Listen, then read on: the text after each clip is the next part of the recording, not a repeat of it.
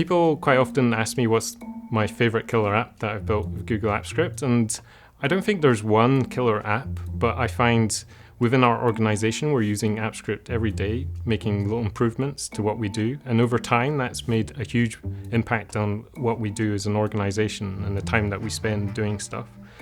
I think one of the really nice things about Google Apps Script is it's a platform that allows you to rapidly develop stuff as well. So in terms of exploring new ideas, it's really good at doing that.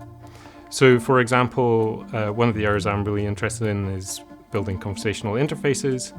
And with Google Apps Script, I was able to rapidly develop a prototype where I was integrating with the Dialogflow service so that people could start having conversations with their data in Google Sheets.